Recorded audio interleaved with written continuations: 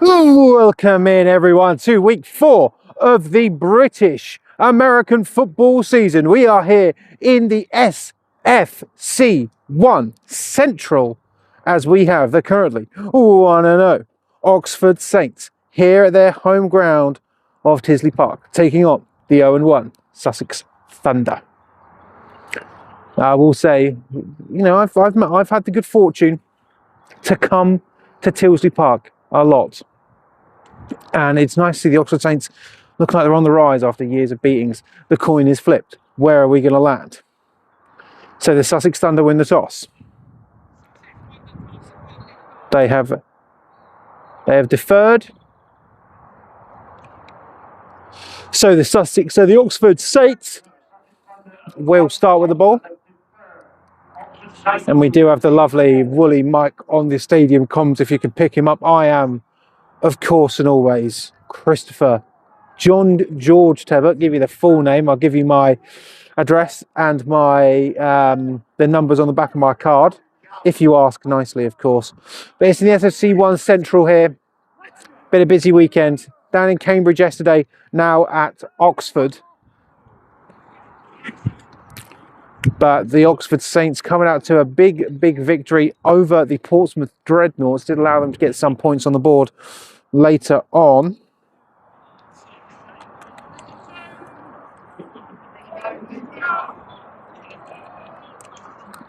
Whilst the Sussex Thunder did have a opening salvo against the London Blitz B, which was not ideal for them. We were there for, well, I was there for that one. Well, I guess the royal we. 89 for Sussex, looks to be their designated kickman.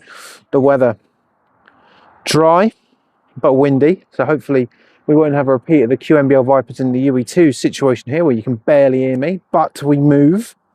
We move. We're getting into it. No barbecue van here at Oxford. Gutted. So, it's a late kick-off here. And here we go. Kick is up. Bit of, I'd say, a medium kick there, and that is going to, looks like it's going to sail out of bounds. And it is, so we're going to see which. Yeah, and the referee downs the flag there. So the Oxford Saints are going to get it on their own 40. The kick-off goes out of bounds. That means first down Oxford on their own 35-yard line. Sorry, 35-yard line. Thank you, Mike. Thank you, Mike. Big Mike. So Oxford coming out here. Oxford really thinking this year they can make a push. And I'd say it would be a bit of a surprise for them, or for everyone here. I will say.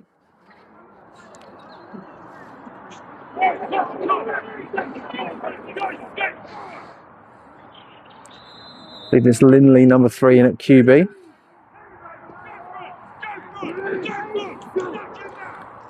Going to start off with a quick one out there to number 12. Brooke gets past one, gets past another, and we could see something spectacular here for the Saints. And just like that, just like that, simple as that, it's 6 points on the board for the Saints. And it seemed as though number 12 for the Saints almost jogging it in there.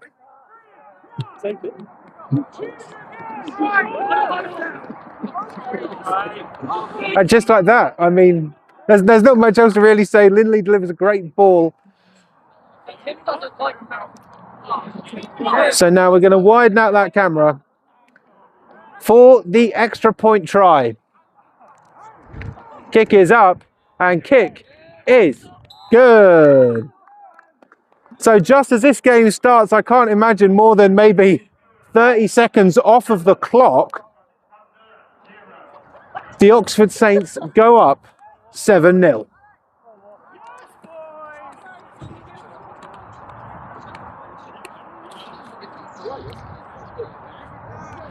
Don't know what else to really say about that, guys.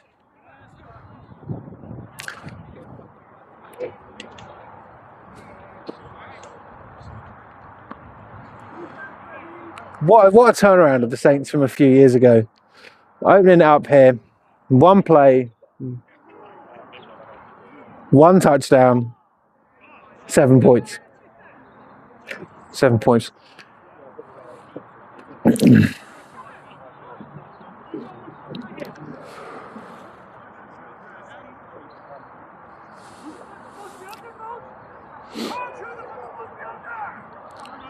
So we can hear Coach Greg there. Someone's missing. One number 24 for the Thunder wearing the old Sterling Klansman helmet, which is nice to see. Unfortunately, the chap with the Bobcats hoodie on is blocking the shot. So we're going to quickly see. Let's put it there. Good advertisement for the Bobcats at the very least. So this is coming towards us. Looks like it may sail out of bounds. And 2 kickoffs, 2 times out of bounds.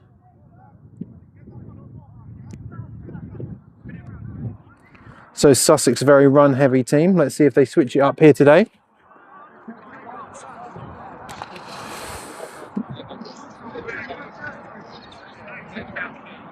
So now Sussex starting on their own 35. So the kickoff goes out to bounds. 5-yard penalty from the spot that went out of bounds. First down, Sussex. Yeah, there's a good number of games being streamed today, which is nice, including this one, of course, because you're watching it, aren't you? So you know this one's being streamed. So number 10 in at QB 0 in a running back. Going to go to 0 on the right hand side. Good blockers out there. Guess round 39. A good effort from 0, but swung down by number 15 of the Oxford Saints. Going to be a decent gain there for Sussex. Let's see, it's going to look to me to be a gain of 4 on the play. I'll just wait for Mike.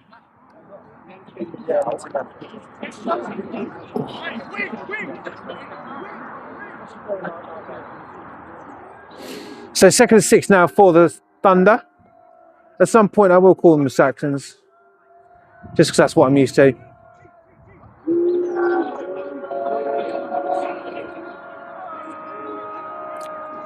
Once again goes to 0. This time going through the middle. And floored by number 32, but looks to me to be a decent enough game. They're going to put Sussex in an okay position here to maybe convert on 3rd down. Looks to me to be a 3rd and... Nah, 3rd. So Mike's going with 3. We'll go with 3. I thought I was going to be down at the 2. Okay, let's see angles here. Sussex moving with some degree of pace here.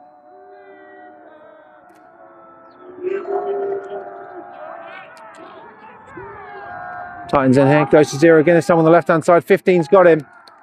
And it's going to be a tackle for loss. And that is going to end up as a 4th and 4 for the Thunder.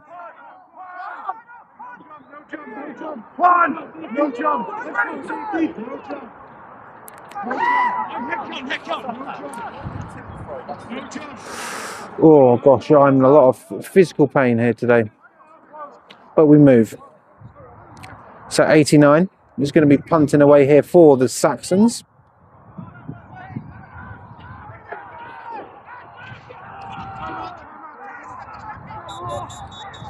So the Saints having to burn a timeout, having too many men on the field. How are they supposed to see you in that? Well, this is it, right? It's because they don't see me, they just see the items. So I hear. Oh, okay, that makes sense. Ian. So I was talking with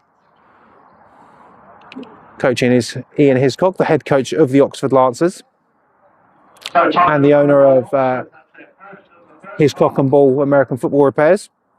Not a sponsor, but I mean, it does good work. And if you need American Football Repairs, that's where I'd go.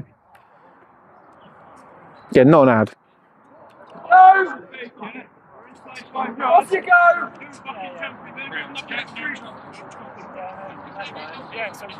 He's got Ben.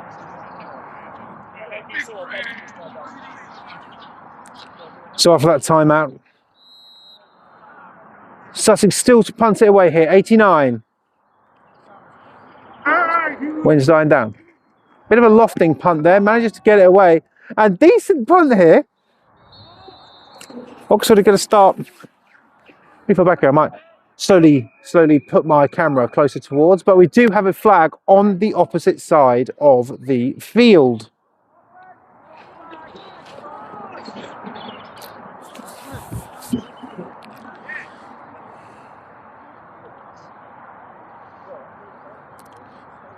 Go to our right out ref to see what it is.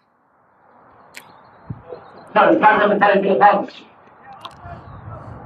Yeah, I found the SFC 1 Central is a bit of is probably the sleeper division here in the southern divisions in Division 1. Just because over in the east, you've got the East Kent Mavericks, and over in the west, you've got the Solent Thrashers. I think both of those teams are going to be absolutely excellent. They're sort of my, they're my dream matchup right now in all of British American football. I want to see East Kent versus Solent. But one of the teams here from the SFC 1 Central could upset it. You've got Oxford, who are looking decent.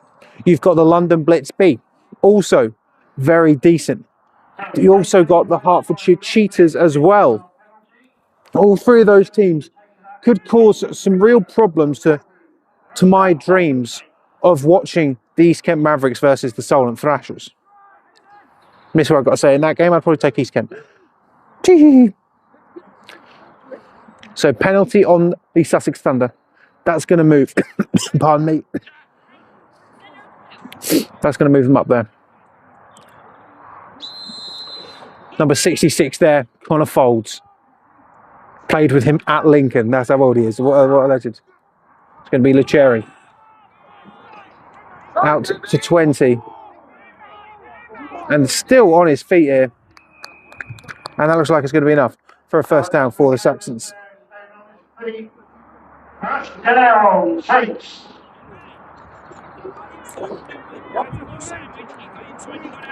That might be... Is that Dan Britton? I think he might be. Yeah, Dan Britton. If number 20, he looks big in person. What's nice about the Saints is everyone's got their names on the back. So he'll let you know. So fresh to the down set. I need to update that. No, don't do the play yet. So it's going this way. It's coming towards us. Coming towards us. Coming towards us. Coming towards us. Making people move and blast it out of bounds. So it's McKellis is number 20 actually.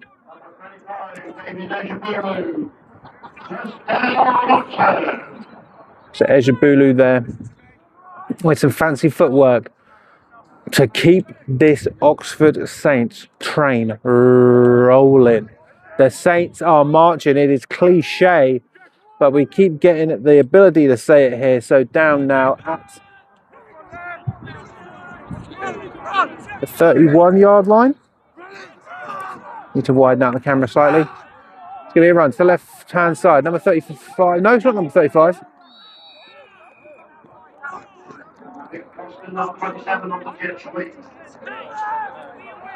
So gain of 5 on the play there.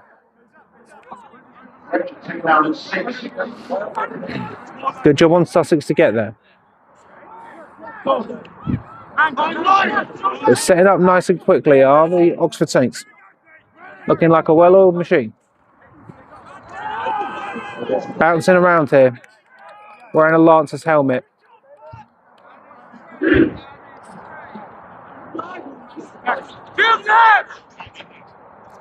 So 3rd and 3.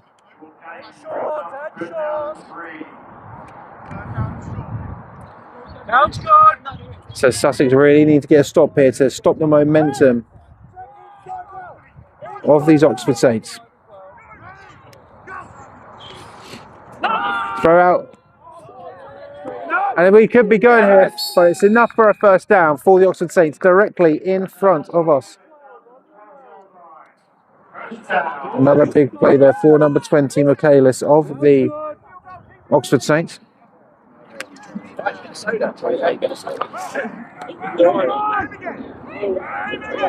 On the line there, 20. I mean, right in front of us. Straight away. Gonna drop back. I mean, Ricetti's pump faking, floats it over the top, and just unable to. But I mean, a lot of time there, a lot of scrambling. But he's going to be second down now for the Oxford Saints. I can see that from where you are, you're getting my best side. This one.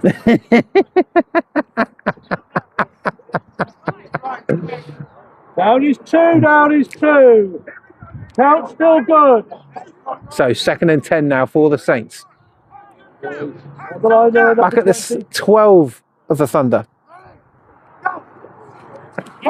So it's going to be another pass play. Pumps it twice. Then takes off. Going to be a gain of about 4 or 5 there. Not quite. So we can bring up a 3rd and 5. My goal line. So they don't have to score. So they don't have to score a touchdown here. They can get a first down here, but they need to be down at the 3. Once again, go through the air. And McKellis just cannot bring it, just cannot get his hands on it. So the Saints choose the safer option here to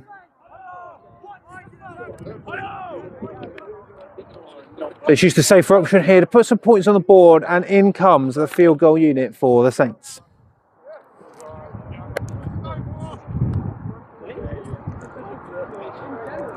Number 28 is going to be kicking it.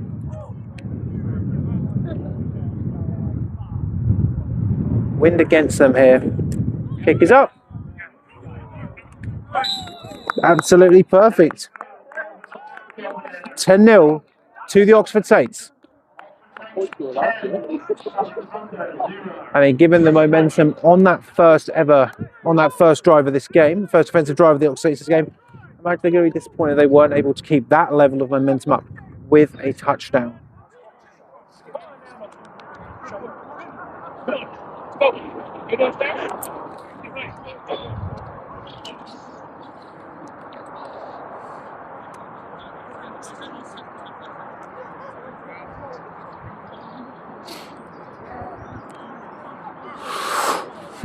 So let's get the Saints to kick it away.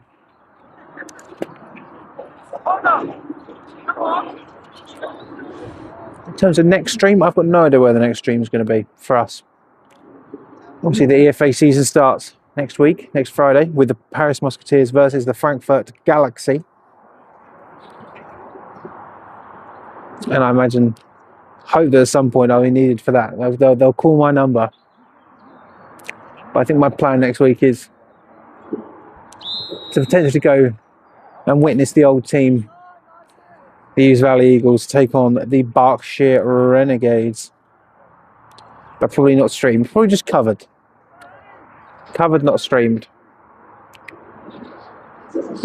Kick is away. This one dead in the middle. Looks like 24 for the Thunder's going to field it. Great catch. He's going to be taking it right. Tries to cut back into the middle there, but going to be decent. Going to have it around their own 32.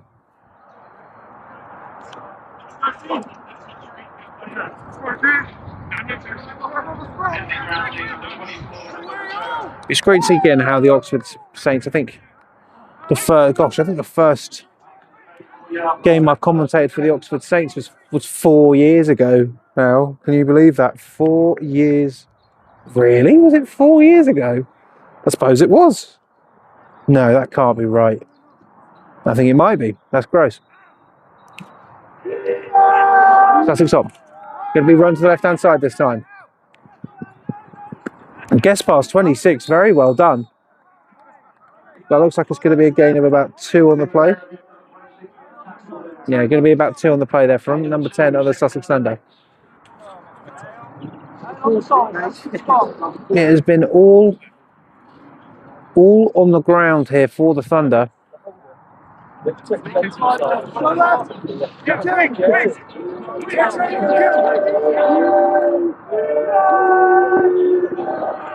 Didn't put any points on the board against the Blitz B. Oh, here we go. 10's looking. 10 gets it, and that is intercepted by 32 of the Saints. Could we be seeing something here? He's got big 74 to get round, and he does. It's only 63 left. It's only 63. A pick six, but a couple of flags on the play. Spikes the football, but there's flags. Someone's got to tell him there's flags on the play. There we go.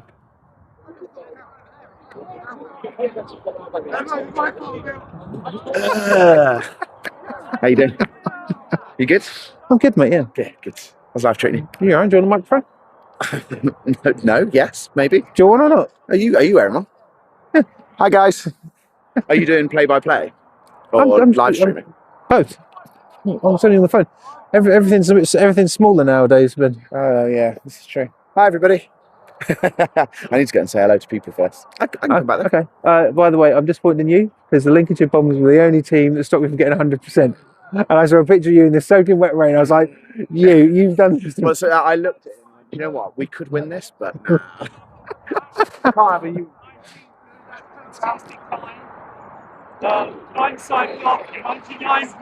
So we're just saying hi to Ben Harris, the former DC of the Saints, as so a blindside block from the Saints is going to be the penalty that is accepted by the Sussex Thunder.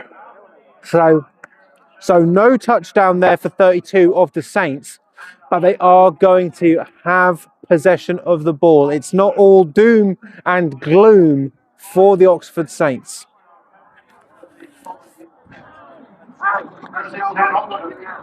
But they are going to be starting after that interception in their own half of the field. But again, first interception on the ball. The first pass for the Sussex Thunder has been intercepted.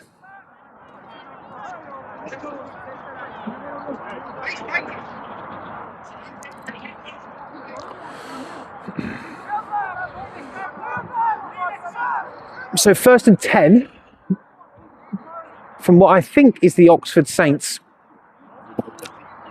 49 actually. So only just a 1 yard shy from encroaching into Sussex territory. So it's going to be a jet. 27's got it. Sussex are contained in there.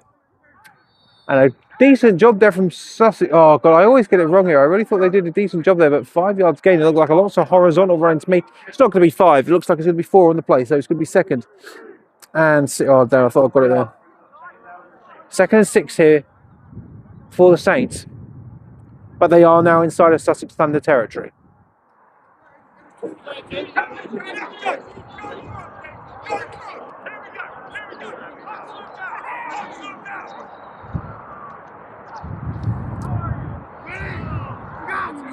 So 12 and an Ireland by himself, and that's exactly who it's going to go to. The same play that got them the result last time, but great there from, I believe that's number 37 of the Sussex Thunder to wrap that up, but not before the Oxford Saints walk away with a fresh set of downs.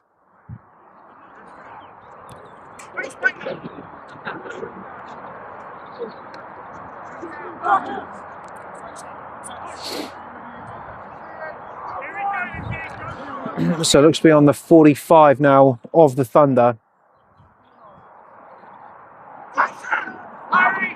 27 in motion across. Pass play out here. McAllis has got it. He's coming over to us. And he just brings a man to the ground. And a flag comes in.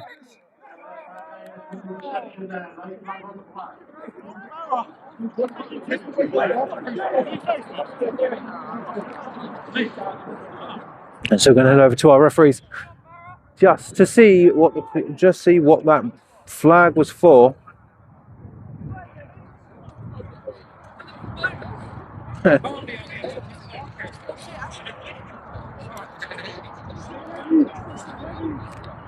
think it might be illegal hands to the face, if I'm getting that. Oh, it's nice and sunny now. The wind has died down. Thank the Lord above. But from what the referees are miming there, as we can see, I think it might be illegal hands to the face. The Saints are taking the short walk backwards here.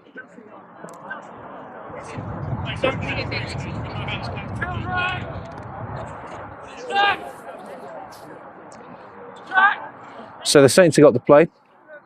Thunder away now.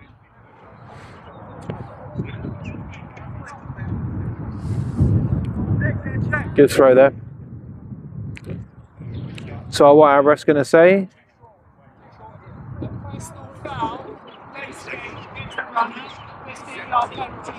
Oh, so it's going to be a face cage on the Saints, which means they are heading 15 yards backwards.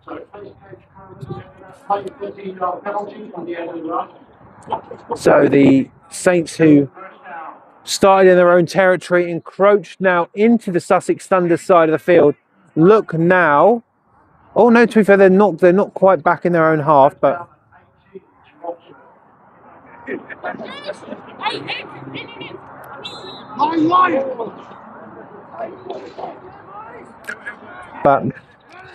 as Big Mike says, first and 18 here for the Saints. There's some space there and pipped. Flag comes in. I'm not sure. I'm not entirely sure what that flag is. I'm not going to lie to you. I thought it was great effort from Sussex to get that ball.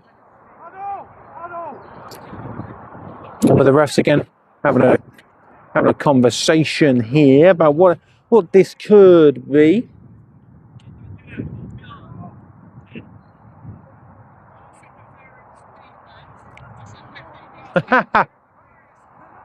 So the 15-yard penalty that the Oxford Saints gave up due to that face mask has been returned to them in kind here by the Sussex Thunder. A defensive pass interference, which is 15 yards.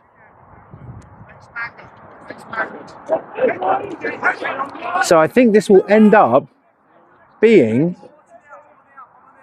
I think this will be a first and that's a first and 4. That's a rare one we get. It's going to be actually, I think that's a first and 3 actually. I think that is a first and, oh no, here we go. No, fresh set of downs there. There we go. I was about to say.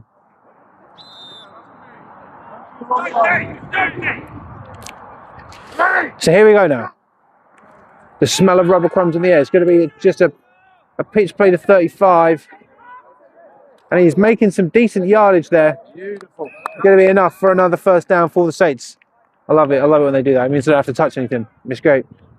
Don't have to update the old bracket, the old score, the old tablet. No one knows what I'm talking about.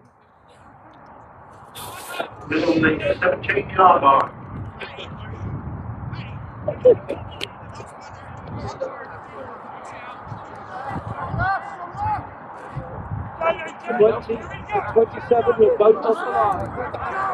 So here we go now. It's going to be another toss play towards us. There is some space. And just slows down as the Oxford Saints put another 6 on the board. What a fucking ball! Let's go!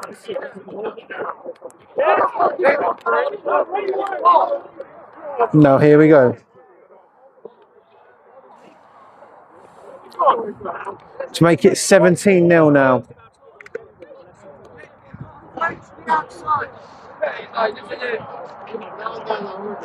I mean, in a drive just fraught with flags.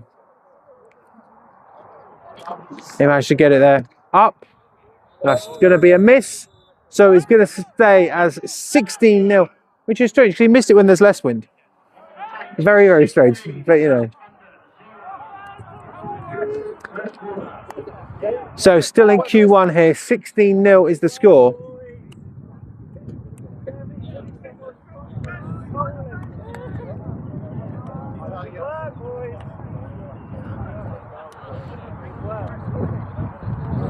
So that drive's starting off with a Sussex interception. About 3 minutes, coach. 3 minutes left in the first quarter. And let's be real, it's been all Oxford. It's been all Oxford. What can we say? What can we say? What can we do? What can we do and what can we say? You know.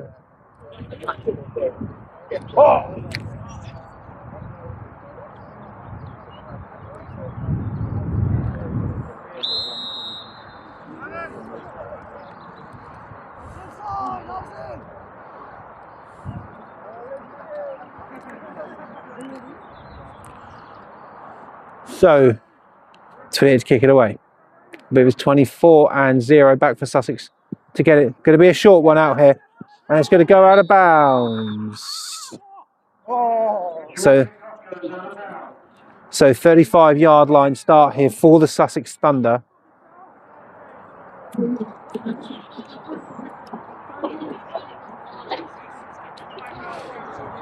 Can they find some offensive rhythm? Had some good defensive plays here. You can see the referees almost seem a bit like perplexed. They're a bit annoyed. They're like, oh, not another legal procedure. But you know, we make do. We make do here.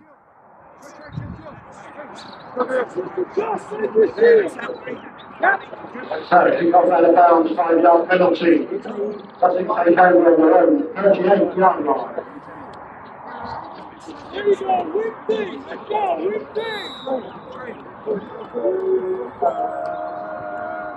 So 2 tight ends on the right here for the Thunder.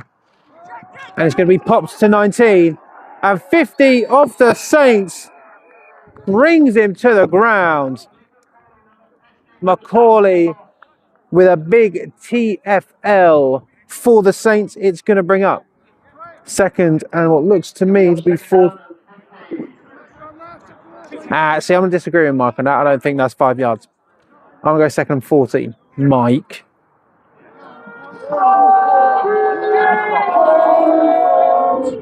So same formation for the Thunder. Bit of a high snap here. Give him to number 0. He's got the speed to go around the outside, but 13 of the Saints.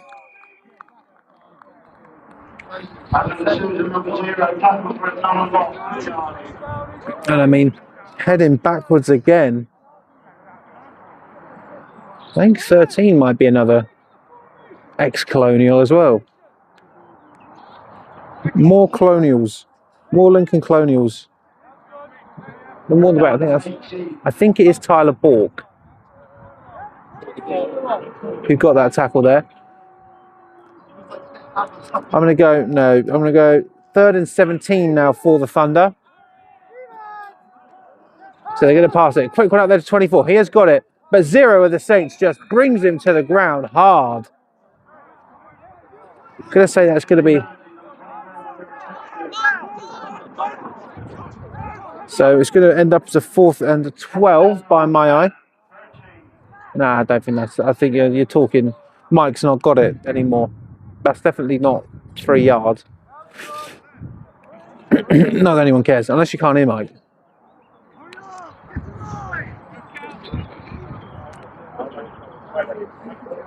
So I believe that is Tyler Bork back to receive. Yeah, it is. Yeah, I can recognise his voice.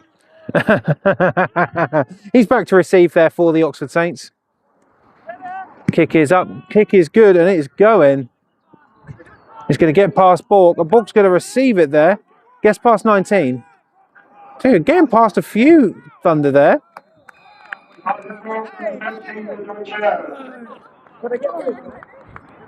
Is he going to have that down past the 30?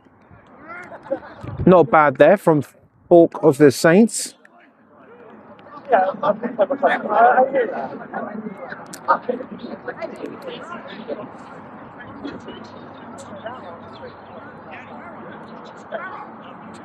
So points on every offensive drive here for the Oxford Saints.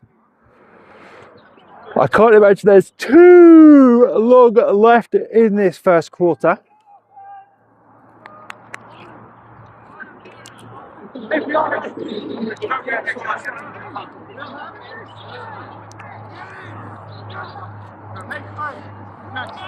So it's going to be out to Michaelis. Gets past 1, but slows it. Well, yeah, I say that because slows him just enough for the rest of the Thunder to cause a problem, but we do have a couple of flags on the opposite side of the field.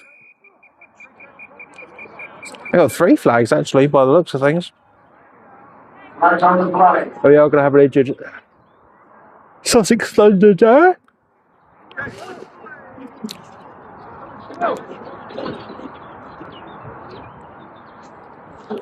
Wind's starting to pick up here. It's intermittent here. What did we run last week?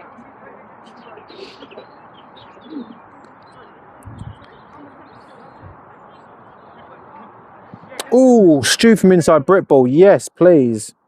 Stu's going to give me some. Here they come.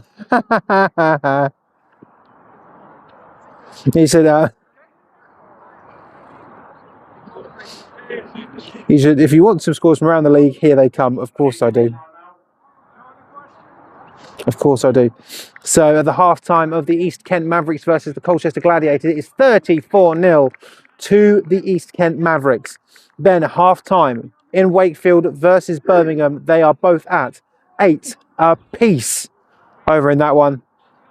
I have Brum in that game in case anyone's interested. So replay the down, penalties offset. We might be able to get into some action. So I just saw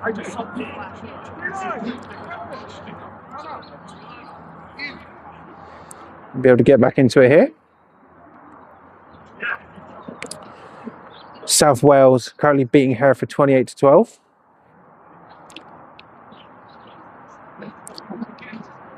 That's in the southwest.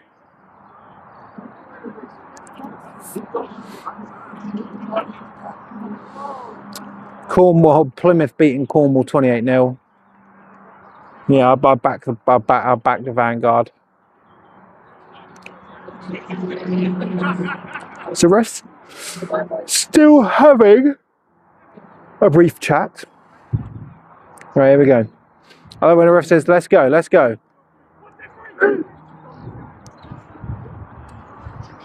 So offsetting penalties, 1st and 10. Replay the down.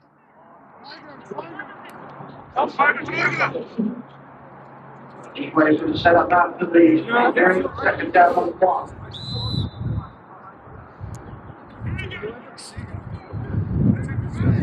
So here we go for the Saints. Great turn of speed there. Trucks one man. Boom. Flag comes in late. For a short ball. I mean, you can make those big hits, but, you know, what does it matter if you're not getting any yards, you know?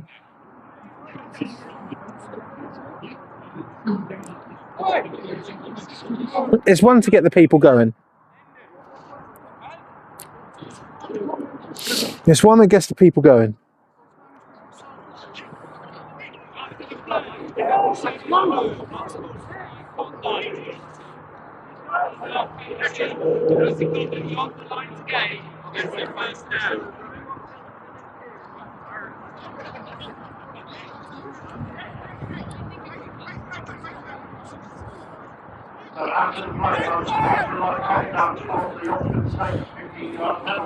So once again, the Saints are going backwards here.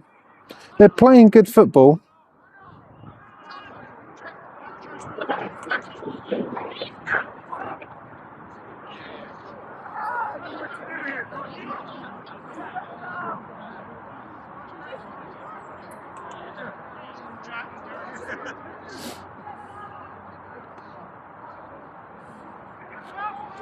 So here we go now.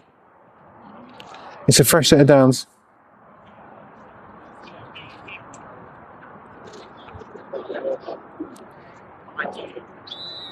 Fresh set of downs, but backwards.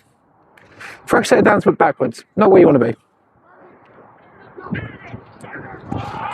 So looking here, looking for a decent throw here. And I mean, tipped and caught there. Heads up play. And that is going to be the end of the first quarter.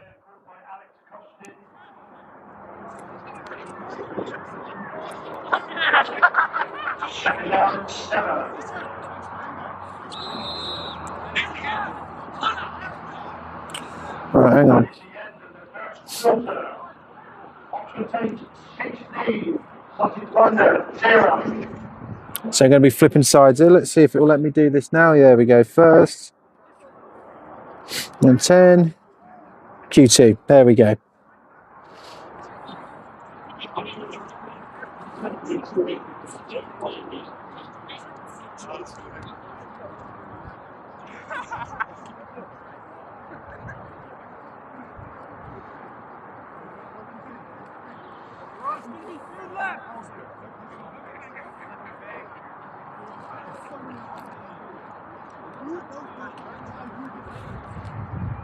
So now also we're going to be going another way.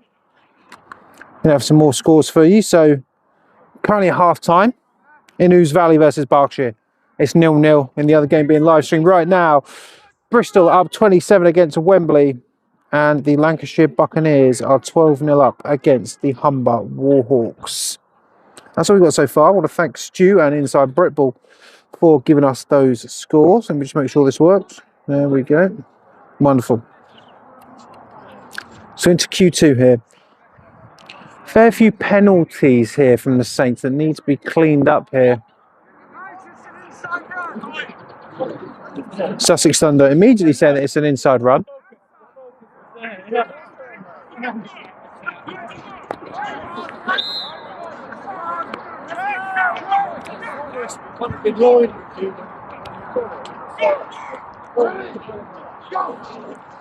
Kelly's got it. Going to flip it to 23 on the right hand side.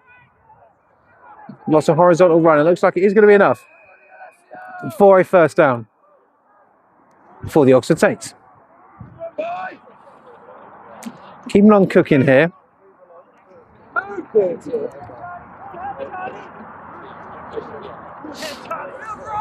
Maggio with the carry there.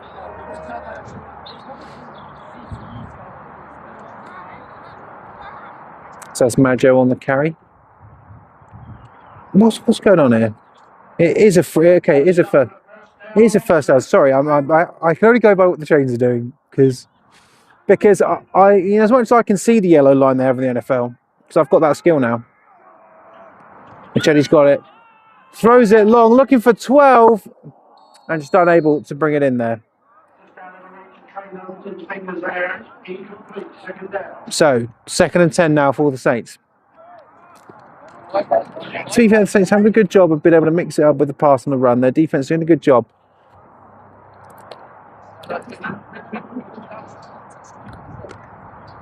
Last week, I believe it was 42 points. 42-14 on the Portsmouth Dreadnoughts, which is a surprise. If you look at the historical results in those games, normally it's the Portsmouth destroy their Dreadnoughts. Quick one out there. I believe that's another flag on the play here. So that's Michaelis there with the reception. So Michaelis again with a reception, but another flag.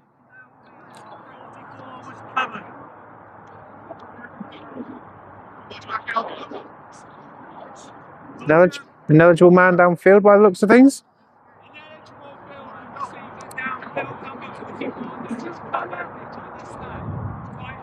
Ineligible receiver downfield. One of the offensive linemen with all the 3 yards downfield. Right, so Oxford once again going back. Oxford very much. 2nd and 15. Oxford shooting themselves in the foot. Newcastle 34 up 34-0 against Sheffield.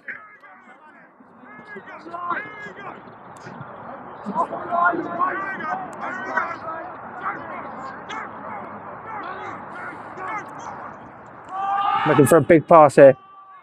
There's certainly some space, but Michaelis just could not get there in time. So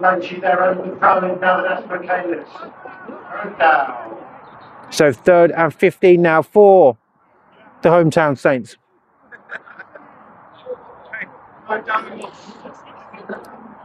I'm surprised with how smooth the Saints have been on both offense and defense. They're letting these flags really, you know, cause them a lot of problems here.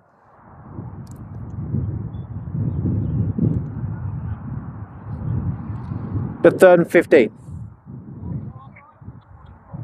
They're going to need a lot here to convert. So they're going to draw them offside. It's a free play for the Saints. And Michaelis has got it.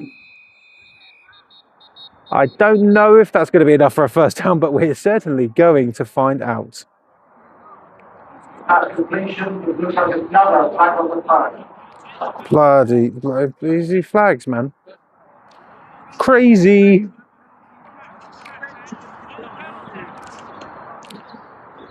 It's going to be on Sussex.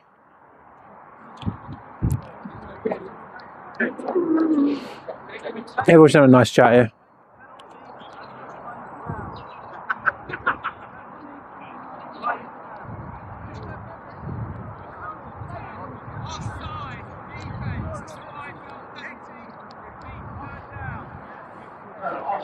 So,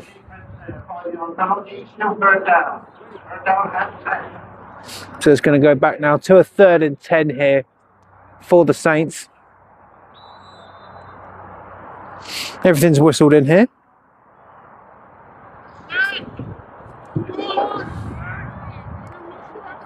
I hope everyone's having a nice Sunday. Nice Brit Ball Sundays. They're all we got, guys.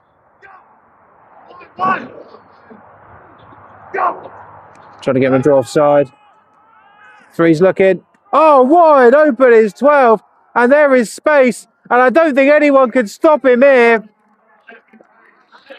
Absolutely vile. Sensational. 12 walks away with his 2nd touchdown. And the punting unit can all take their lids off. 22-0 is the score. It's going here. I mean, a pretty fraught situation.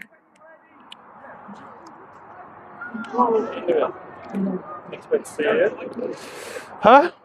Yeah, I'm alright, mate. Yeah. I just come to see my mate on my way back from my stag do. No, okay. Do you want a mic? Not really. Okay, that's fine. What's the score? 22 now. They just scored 23-0. Second quarter. Yes. My mate's number 8, the free safety. For Thunder. And he's not live here. Yeah. Oh, okay. He's yeah. You know, we are live right now. Yeah. he's up in. Yeah. But now the second person's come over to me and started a conversation with me and asked if I'm live, and I've offered you a mic. And the second person I've offered a mic to, and they've said no, which is fine. But obviously, Alan Hopkins of the Swansea Titans. Yeah. Software's Warriors. Well, what are you doing here then? I was on stag do. Oh, okay. They're currently winning. If you didn't know, 28 to 14. Just looking, yeah. 28 to 14 over the Hereford Stampede. Yeah, 28-12 it finished. Oh, it's 28-12. Sorry, I know Stu said it. Sorry, I thought it was 14. 28-12 is how that game finished. Very unprofessional stream from you. I'm just talking to people who come up to me, which is fine. It's not your fault, mate. I should have just went like, no. I'll see you later. Right, in a bit.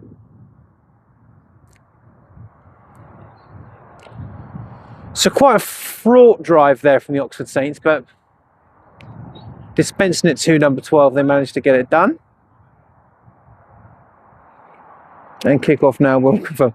I do love that. Are you live? Yes. Yep, definitely live. Oh, the wind's died down. You don't need someone to hold it. Oxford Saints, get a grip. Don't go early, yeah.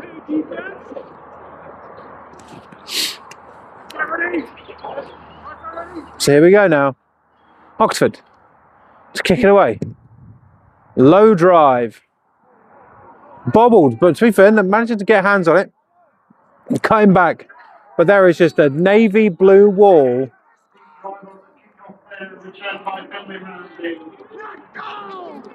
First down, Sussex. And the Saints pinning the Thunder back deep.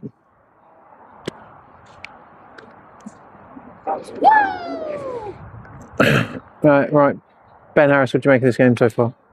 It's interesting. I think Sussex are kind of where Oxford were the last time they were in D1. They've got 3 or 4 really talented players, and they're calling interesting concepts. But I think they're just getting a little bit overwhelmed athletically, and it's starting to show on the frustration with them as well. They've come in with this kind of gun-tee style wing package. Saw a little bit of that from the Aztecs a few years ago, which it's an effective offense. But like I say, I think they're just getting out-athleted at the point of attack a lot. So it looks like there's going to be no gain on that one. What do you make of the flags? Those last 2 drives, they're very much full of flags there. Yeah. I said this again as well. I think, the refs are obviously doing their job, and I think sometimes when they feel the shape of a game is going one way or the other, that they like to try and control the tempo of it a little bit to make sure that it's just not one team beating up on another team. I mean, I certainly know from my early years at Oxford, we had that in the other way. There'd be flags thrown, and we'd be like, that was a bit generous that we'd be getting flags here, there, or whatever. So I think it's relatively well known, even if it's not part of the official BAFRA handbook, that a team, if they are losing relatively significantly, will gain a few more flags. But as long as it doesn't break up the flow of the game too much, it is what it is. So 3rd and 9 there's Sam, which by number 15. But I mean, looking at the Oxford Saints now, obviously, you on the coaching staff, me coming over and commentating, we've both been around the Saints for the last few years. Yeah. Now, to look at the amount of players on this roster and how well they're doing, obviously only having the 1 game of the season, but currently winning this game, 1 against Portsmouth. Mm-hmm. How does that make you feel? Yeah, it's great. It's great. Do you know what I think? And actually, I was speaking with one of the players' mums about 5 minutes ago. I think from what happened, a few years before my time and before our time here, really, with the way there was a bit of a political breakup in the team, and that was sort of quite widely broadcast at the time. I think it was a real rebuilding effort to try and recreate what is a very, very big community team. They're really they're big on the community spirit and in terms of player spirit as well. And I think what people have seen over the years is, they took a couple of seasons in D1 where, you had your Rushmores and your Wembleys and, Hornets when they were still at a real level, and Hearts and stuff. That central division was a real powerhouse. And when we would still turn up to games, we were losing 50-0 with 35, 40 players. And I think when you can do that and you can still be trying to gain those individual little plays here and there, that makes people want to come and play for you, which then means now when you're finding that success, you've still got that culture, which is the important thing. If you can build the culture first, the players will come. But if you try and build a team of players and then find that culture, it's just not going to happen. And that's where you see, I think, teams fall apart after a few years when those players go to other places and all of a sudden, you've gone from 70 to 20 players. So now looks like that's going to be on the Sussex Thunder heading.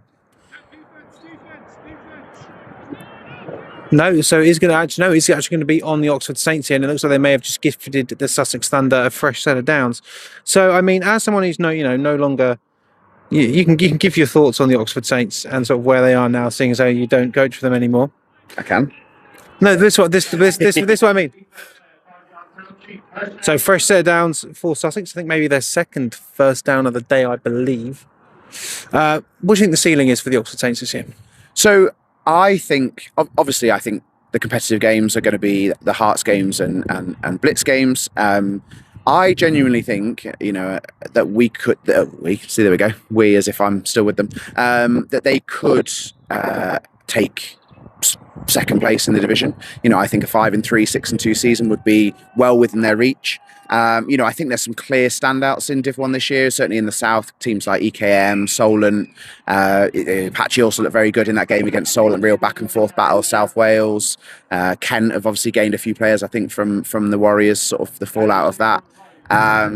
And so I think, realistically, I think the Central is probably one of the weaker divisions, if I'm being fully honest. So I think they can make the playoffs. Do I think they'll go that far through it? Probably not. But that's a success. Making the playoffs in your first year back in D1 is a massive success, and I think they'll be very happy with that. Yeah, I mean, especially where the Oxford Saints, having that dip, like being up in D1, and then that one season where should have been relegated but stayed in, and then again, I'm happy that we could be here doing an Oxford Saints game. In fact, back in the days when I think it was South Wales doing the 3-0 game. Oh yeah, I remember that game. What a game! What a fixture! What a fixture! You always want to be on the right side of those. Yes. Yeah. Yeah, absolutely. I think thankfully you were. Yeah, we were. So what's life up like at the Lincolnshire Bombers? Do you know what? Really, really good. Again, it's rebuilding that culture. There was a significant period where Lincolnshire football, because that was where I was before I came down here, was relatively politically driven. Teams forming and folding in that area back and forth for a few years with South Links Lightning, obviously the Alphas and the rise and fall of those. I think it's about trying to just build a culture of football up there again. There's some real athletes in that area. At the end of the day, the Alphas made it to the Prem before everything that happened. So it's not that there's not talented football up there. It's just getting enough people to be friends with each other to end up on one team. But loving the guys this year. They're putting in a real effort. I've challenged them schematically. I think there is. There's going to be a high snap there for Sussex.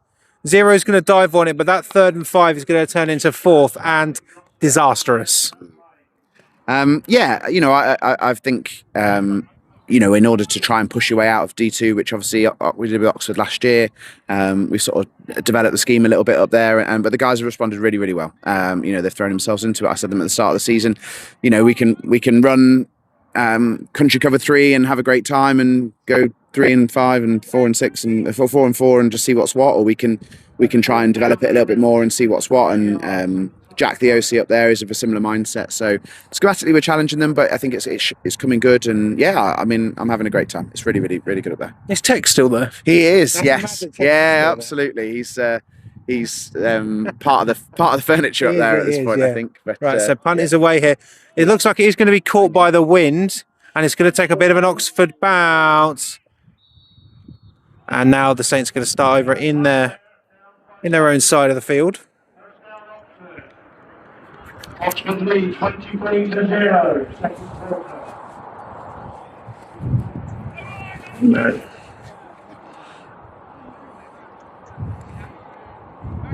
I've got too many pockets, Ben.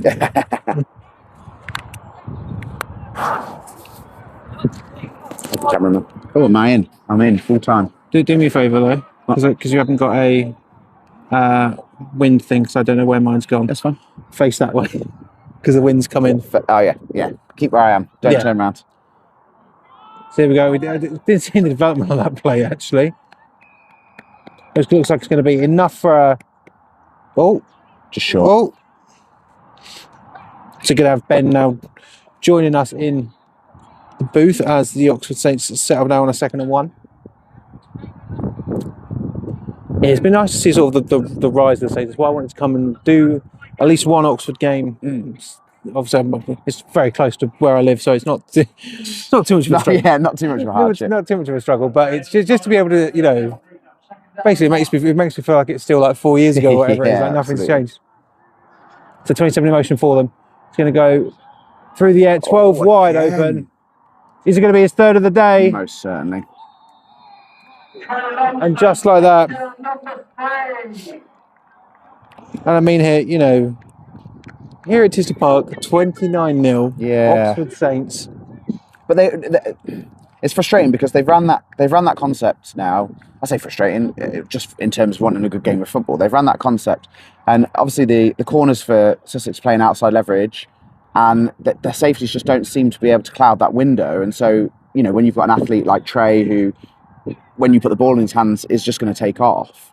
For me, you've got to make an adjustment somewhere in order to be able to cloud that slant window a little bit. And now it's up. Do I get 30? And it is. And the extra point is good. So 30 here. And Oxford is starting to run away with it. Oxford Saints 30. Realistically, Oxford's probably strength across. They've developed their offensive line, but they have a really, really good receiver core. And that's through a combination of recruitment and also recruitment of rookies, i.e. Trey. I mean, he's only played, this is his 2nd full season of football, and then obviously recruitment of players like Davidas, who's played all across the country at a really high level. But it's when I know when you're dealing with a bunch of talent like that, it's hard to say, okay, we're just going to go and protect against this one area. But when you've conceded now 3 touchdowns to a quick slant from the left-hand side. Yes. Sometimes maybe you do just sell out to stop that, and if Devi gets a score, okay, you go. You know, I've always said from a defensive coordinator's perspective, the game is I make you turn to page 2, you make me turn to page 2, and eventually someone's going to run out of pages. But currently, Oxford are sitting there, they're on page 1, and Sussex don't seem to be even trying to get them to go past the second line. Yeah. That's such a good analogy for coordinating here.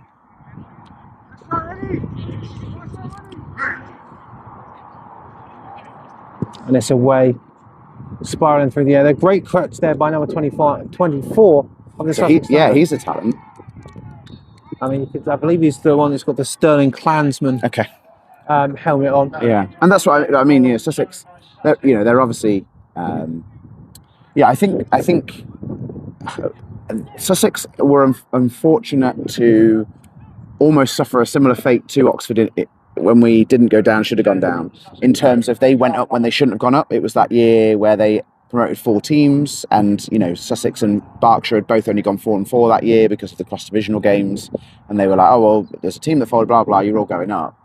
And I just think, unfortunately, Sussex probably aren't at a level to compete at Div 1 currently, and they probably need a season back in Div 2 to be able to, again, rebuild that culture and rebuild that mindset of, okay, we're going to go down, we're going to take a few wins, we're going to compete, and then try and go from there. But yeah, nice run. 24 does look good.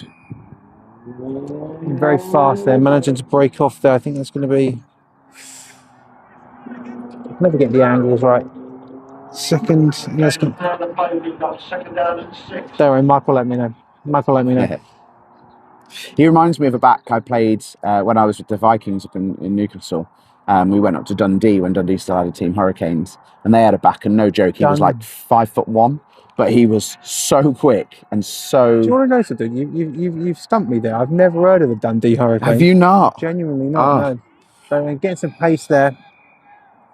And that might be enough. And it is going to be enough for his Sussex first down. Again, they didn't score any points against the London Blitz B, who are looking very, very fierce. I'm sure they'd love to obviously they're apparently 30 points down, but at least put some on the board here. Yeah, definitely. Mark it for their season. It's not going to be a war of attrition here. Once again, going to him, but 54 of the Saints flattens him for maybe just a gain of 1. I think. I don't know. Yeah, 2, Oh, 3, maybe 2, 3. I think that's 3. Let's see. There you go. It's always what Mike says. Yeah. Dundee Hurricanes. Used to play in blue, white helmets. It always boils down. Where are these uniforms gone? Yeah, where agreed. are the Dundee Hurricanes uniforms gone? That season it was the last 10-game Div 2 season. And a great initial tackle there by Tyler Bork. I think it's only going to be 2. Yeah, you had Northumberland and Newcastle, and then it was Aberdeen, Dundee, West Coast Trojans, and Glasgow Tigers. Northumberland, Lightning. Christ, what year was this? 2015, 2016? 2016, it was 2016, because Newcastle got to the final and they lost 36-0 to Leicester Falcons, as they were at the time, and it was the same one where Oxford and Peterborough played each other in the final. Peterborough Saxons, another team. So 3rd and 4? I never knew Peterborough had a team. Yep. You're making me look like a right fool. I mean, you've brought on the man who is one of probably the only people in the world that can out Britball, the Britball king. This is like I think I'm like proper Britball anorak, and then I talk to you and you're like Peterborough Saxons. What do you mean Peterborough Saxons? Oh, Peterborough Saxons were fantastic. I remember them and so Leicester Falcons, Peterborough Saxons, and the Samwell Steelers around that time. So I will say, hang on. So the Sussex Thunder currently on 4th and 1 here. And they've not brought out their punting unit, and they are just encroaching on Oxford Saints' side of the field. I'm floored here, but that's going to be enough for another Sussex Thunder first down. Yeah. On the back of 24 here, they're getting there. I reckon this could be a 2-minute warning as well. Maybe. I don't know. Let's wait in, that's fine. There's our white out ref. Down there. I've lost him. Enough for the first down.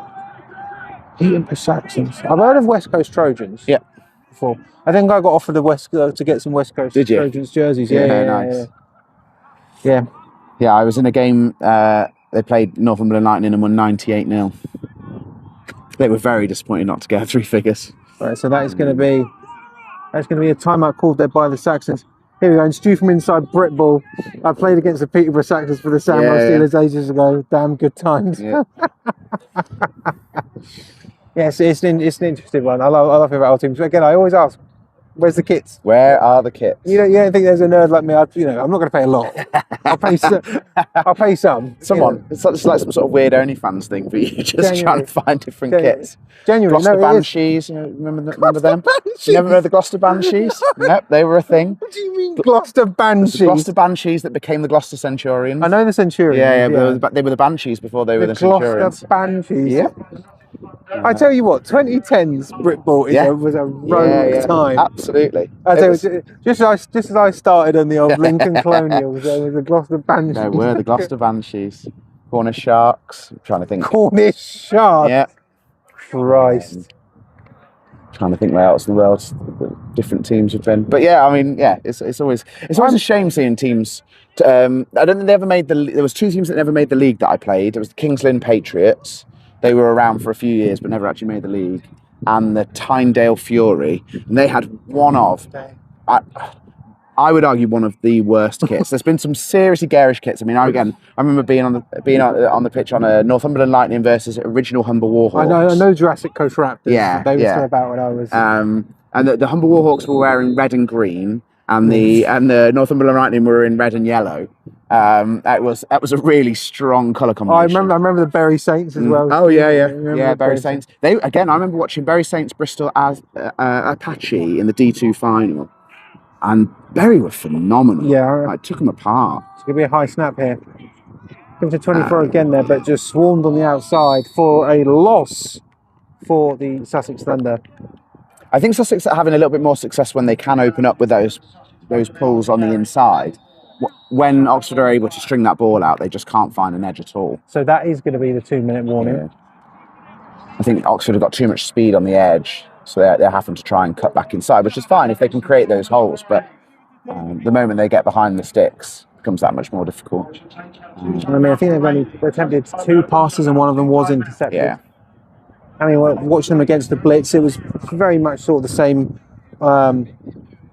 Not strictly on the ground, but primarily on the ground. Yeah, I know Dion, the OC for Sussex. He's part of the GB Academy setup. Was the Solent women's coach last year when they won it all. Receivers coach on the GB Academy. Big men out in front here, but managed to pull him down. Butter flag comes in. So East Kilbride currently beating Merseyside 6-0. Nice. As well. Thank you, Stuart. Yeah, Dion's got some good pedigree. He worked with Dave Gibbs last year, who's obviously over at Solent and GB OC. So, but equally, sometimes you can only do, and this is I don't mean to disparage the Sussex guys, but you can only do with what you've got on the field. And if you're being out-athleted at the point of attack, it's schematically, it doesn't really matter too much at that point. This one of those things like it's nice to be. So it looks like that's going to be Tyler Bork just having a chat, but that's going to be a whole mess of yardage there. I was too busy thinking about who I was going to bring to the table in the worst uniforms conversation. And it is, for me, it's the mock-up, because I've not seen it in person, is the University of Wolverhampton Wildcats. The Wildcats? That kit is ugly. That kit is ugly. There's only like basically blueprint pictures. They're going to pass it, our Sussex. They're looking, and that flag comes straight in. That's going to be DPI. Massive DPI. You can celebrate the interception all you want there, but that's going to be on the Oxford Saints.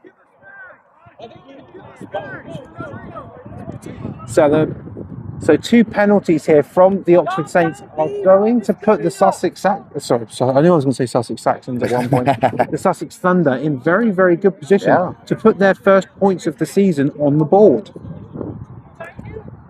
Which I'm surprised about. I mean, the Oxford Saints have not come, when I've been here, a team that gives away costly penalties. But obviously today against the Thunder, you're 30 points up. That's fine, right? But when Yeah. you're going up against the cheaters or the blitz B, Yeah, absolutely. this could be a big problem Yeah, for them. 100%. And don't get me wrong, I'm sure at this point they probably are rotating a few of their players. That's absolutely what you want to do in order to be able to make sure you've got a developed squad going into the second half of the season, when that gets here. But equally, as you say, what you don't want to do is give those teams obvious ways to attack you. Oh,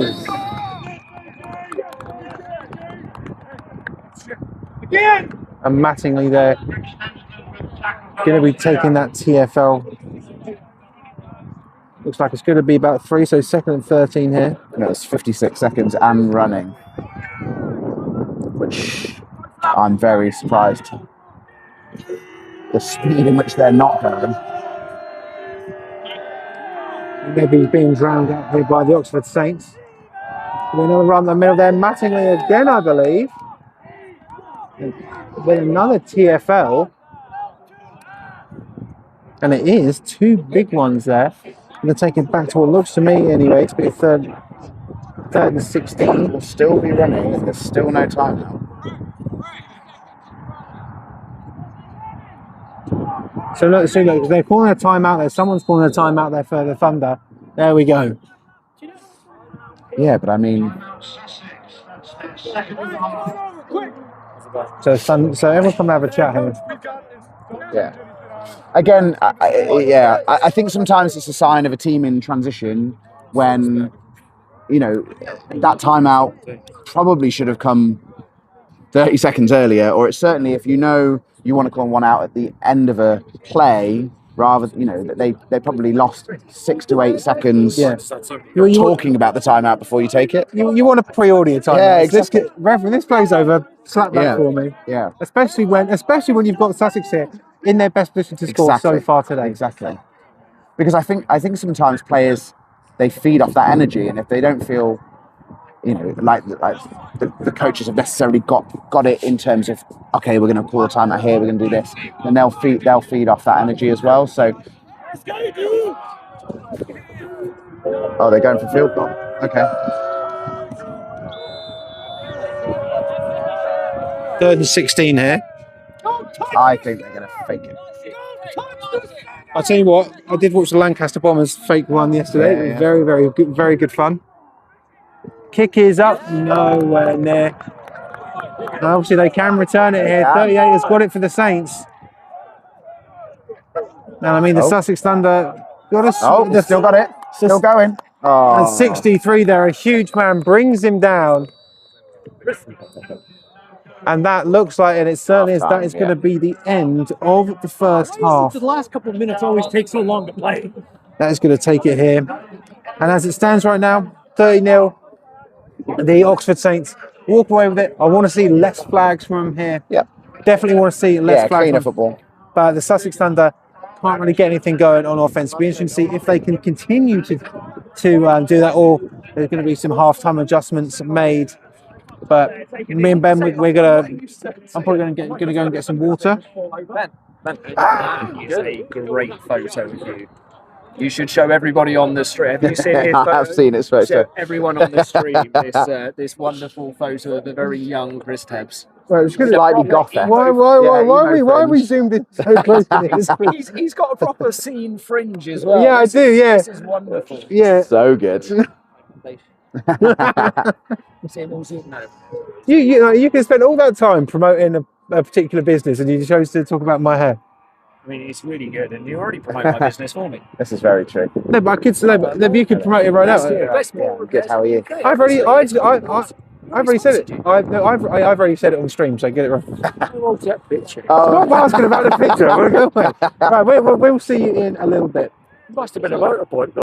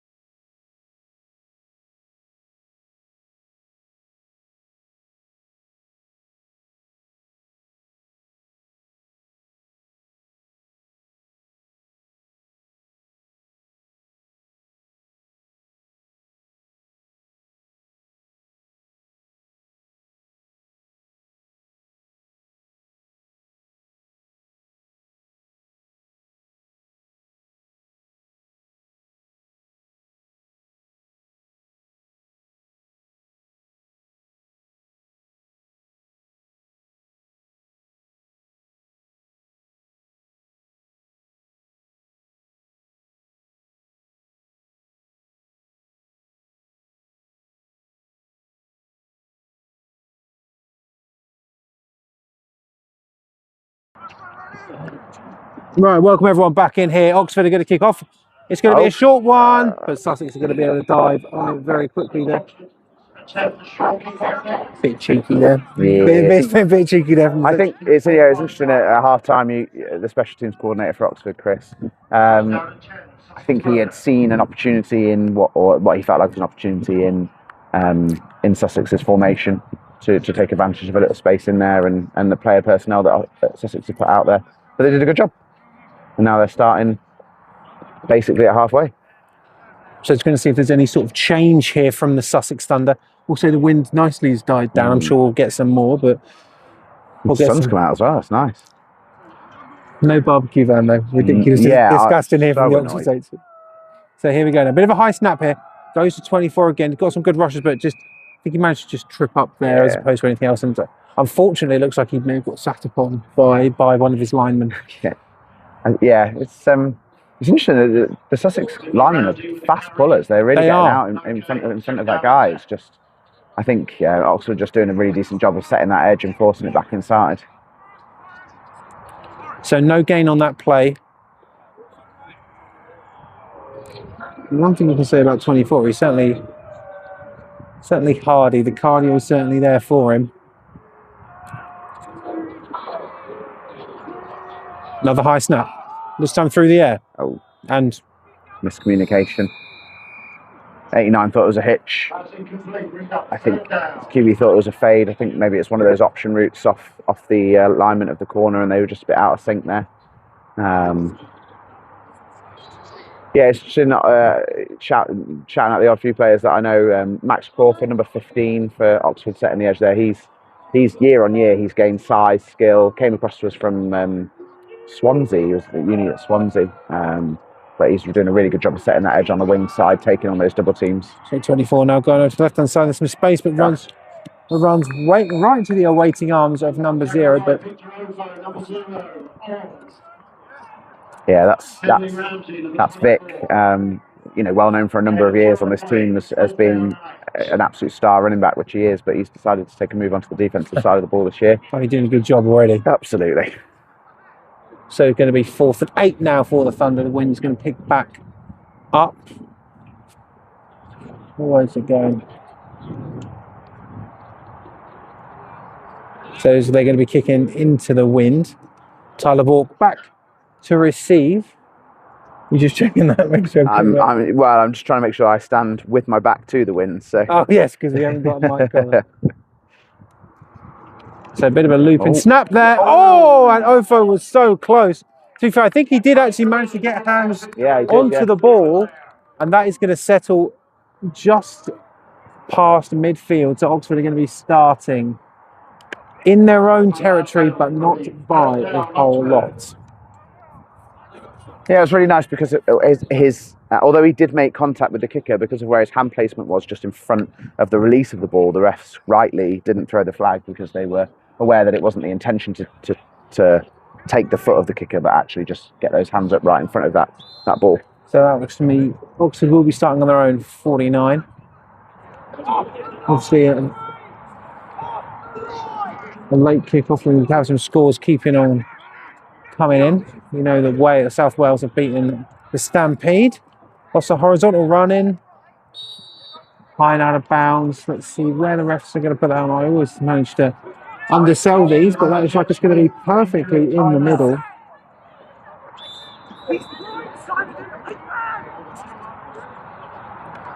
And we're going to have a Sussex Thunder player down. Yeah, I think some frustration, and understandably so. From a perspective, if you're getting beat and you feel like the part of that is coming from some frustrating play, then we all play this game, but we all almost all of us are going to work tomorrow. So I do understand why you get frustrated trying to protect your friends' safeties. But equally, the refs didn't see anything wrong with it at that moment.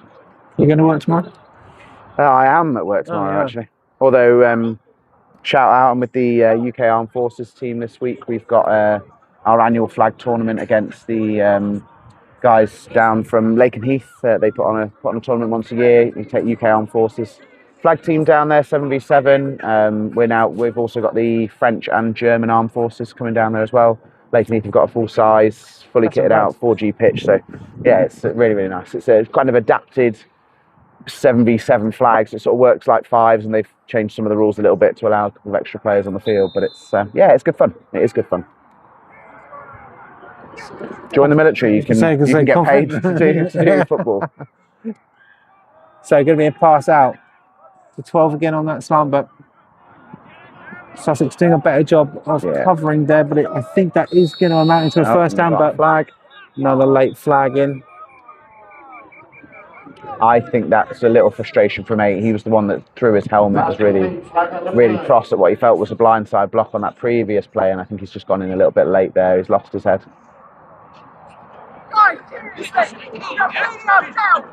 No, it looks like it's going to be on Oxford from. Oh, you think the Oxford side? I don't know. No. There you go. No, you're absolutely right there, because one of the Oxford. What? There you go. 58. Let's say, just one of the Oxford coaches was going, "Oh, we're beating ourselves." But you got 15-3. 15-3. It's not all bad. I think it was 8. I think they've called 58, and maybe I'm wrong, but I think it was 8. Reception, unsportsmanlike conduct. Could be 58, I don't know. So here we go now. A free 15. Either the third or the fourth 15-yard penalty of the day. They're going to be starting on, looks like bang on, the Sussex Thunder 30. Yeah.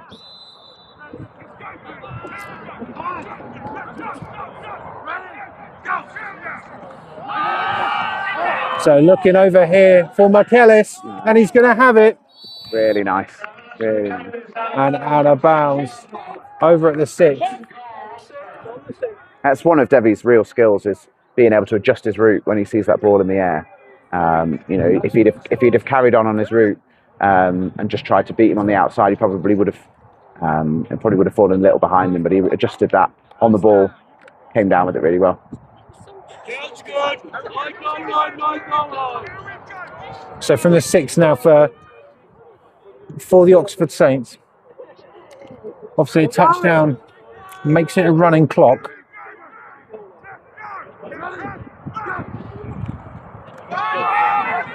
The run straight up there, just hands in the way. And they're going to get that down to what looks like the 3.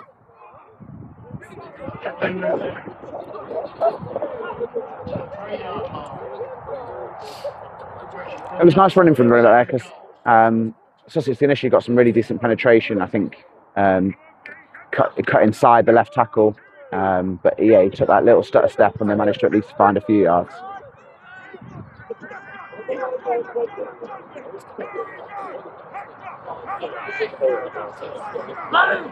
So from the 3 here, pops at the 27. Stiff arms 14. But number 8 managing to bring him down here. Going to be no gain on the play for the Oxford Saints.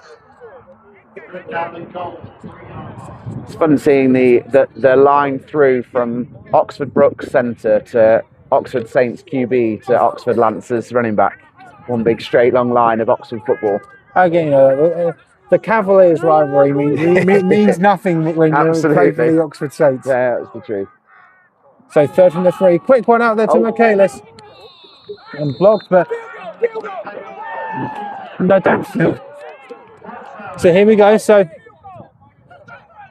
you can see there that the Oxford Saints are trying to push against the concept of the field goal there, but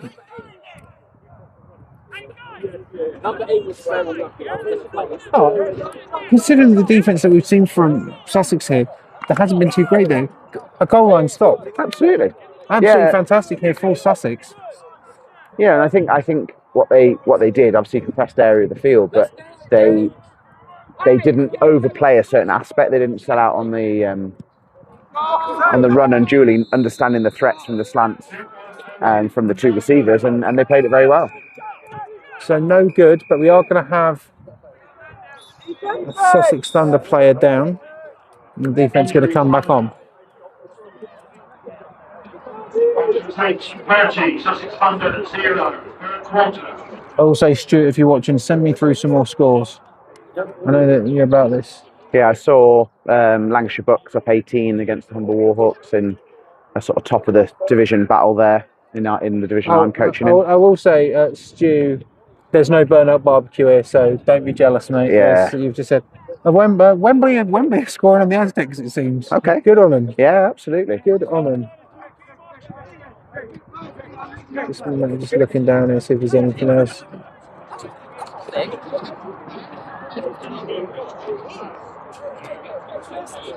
As soon as someone scores in like a game like that, they're like the comeback's on. It's like, the comeback's not on. Yeah, it's going to be really interesting. The bottom part of the Prem this year in the South, because Cats seem to have refound themselves a little. I think so. Blitz a really good game.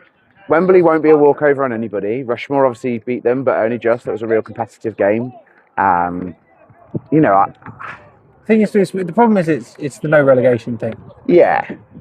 That's what it is. It's that like, yeah, very true. Jeopardy is, but then I mean, it's frustrating. I mean, I suppose the argument could be maybe you do relegate one from each now that you've got 5 in both North and South, and promote both players that make the final in those respective areas. It'd be nice, but in conversations that I've had, it's like no, Yeah. it's like, oh. Yeah, which I do get, but I've made my thoughts on the Premiership. Yeah, Jeopardy is always important. I think. I just want to let you know that it's Darlington 26, Gateshead 58. So there's again interesting insight here. So Gateshead. Going to go back to 24. Oh, straight up the middle. Really good berth of speed. And good getting change. through. Really, really nice. Great footwork. He's a very good player, 24. Really patient in his running, and got a good burst of speed as well. Yes. So Darlington 58. Yeah. So Darlington scored 58. Yes. Okay. Yeah. So Gateshead came down to us at Lincolnshire a few weeks ago, and great bunch of guys. Came down. They took 23 because it's 4 hours each way kind of journey, but they ran what I would call a do or die kind of offense, which it wasn't quite double wing, but it was in a very similar style, sort of a bit of like a dead T style offense. Which if that gets churning, you're not stopping it. And I think they had one of their middle linebackers from last year playing QB, but if it doesn't work, it really doesn't work. So and I think maybe they found that a little bit against us and against Humber. Speaking of them, it's Lancashire 18, Humber 12. Oh, they've come back. Nice. Okay, competitive. That's good. That's what you want. You always want competitive games. Yeah, it'll be interesting to see if they bring that back all the way. So there we go. So we're going to get in now. Injured players off. I'd say maybe the biggest play of the day so far for the Thunder. Another high snap here. Oh, and 10 is looking 89. Well, it looks like he managed to just get a hand on it. Yeah. He was not able to bring that in. Intended for number 89, Conor Rogers, incomplete. Yeah, I think Oxford are starting their rotations now. You got 21 in there. Charlie Duckham come over from it was at OBU this year in Uniball. I think OBU had a decent first season. Everyone was up in their first stint. Yeah, one. sure. I really do think so. Also, that if you are watching the other stream, you know the score is 41-20 now to the Wembley Stallions, to the Bristol Aztecs over the Wembley Stallions. Oh, just swarmed there.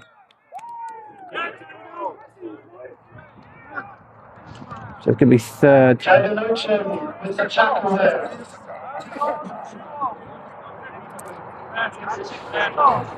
Yeah, I was impressed with OBU really. I knew that obviously they'd come off the back of a really good D2 season and we're certainly going to be competitive. But they obviously during the they weren't too many steps away from Hearts. Hearts going to be their biggest competition next year. We should see what they do. So 38 now for the Sussex Thunder. Goes 24 again, but no, nothing doing. A sea of Navy. Looks to be 4th and 4. I think what Oxford are doing really well, certainly at times, and certainly when they had their first group in, is as they're feeling those pullers, as the linebackers are seeing those pullers and the line are feeling them, the linebackers are flowing over the top and past the centre and matching numbers on the other side of the ball. You know, I think a lot of the time teams can get caught up in, you know, they're reading guards, but they're reading whether it's run pass from guards, and they tend not to react very well to pulls, especially if you're quite a blitz-heavy defence. But Oxford seem to be doing pretty well in terms of adding numbers to the other side of the ball, as Sussex do, and being able to stop that at the point of attack. So, you know, can all these players. The East Kilbride Pirates currently up 27-0 over the Merseyside Nighthawks. Yeah. Thank you, Stuart, for keeping us informed. Another looping snap here. Fumbled it. Yeah. And he's going to be swarmed, and the Saints are going to take over on their either the 25 or the 24. I mean, it's fun when you see those long snaps that just cling to the air slightly too long. And it's something that does tend to happen. Yeah, especially long snapping into the wind. The wind's kind of picked up again. If you don't get enough velocity on it, it's just going to sit up the same way the actual punt would. So Sussex having a goal line stand last time around, that field goal not being complete. The Saints are going to have a little bit extra energy here, I think, to put this one in there. Quick pass out, having to spin around there, but bulldozes through 31. Goes out of bounds there. Looks like just to be some calamity there. 37 looking to strip that ball out well after the whistle's blown. Yeah.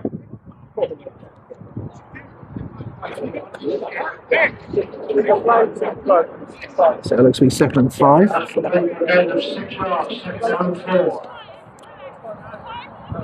No, don't agree with that. Don't agree with that, Mike. I think that's 5 yards. Yeah, and it's interesting. I think, you know, for the other teams watching this tape, and 91 almost made it. Oh, loss on the play though. It's a good play from the defence. Going to be a TFL. Oh, although 46 has taken 48's taken a 46 limping off. Yeah, I think, you know, these kind of early games where in this division where we've not seen obviously Blitz, Hearts or Oxford play each other, you know, I think a lot of the OCs and DCs, or certainly the OCs, probably won't have got that far off page one of their playbooks. There's not a ton of scout that they can take from each other outside of those basic concepts. You know, I think ideally the Blitz and Hearts guys would have been hoping to watch this and hoping Sussex would have been able to challenge Oxford to get them to go deeper into that playbook, so they could have got some valuable scout on them before they play them. I think it's Hearts here in a couple of weeks, in which will be the first real big challenge of the season for both teams in that regard. So I mean, a TFL there then compounded with a full start means the Oxford Saints will be going now behind the sticks, which was pretty good field position for them. Absolutely. Obviously, whereas Oxford are carrying film from that Blitz B Hearts battle from a few weeks ago. It was from last week. I don't actually know. With flags again. Where? But actually, yeah, weirdly, no flags, just whistles. Oh, maybe they weren't set yet.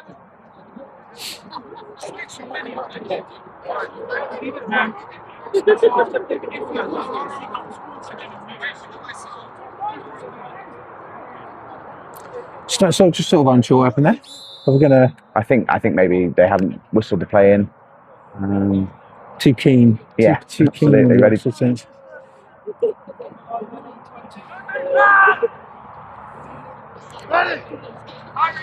3rd and 14 here.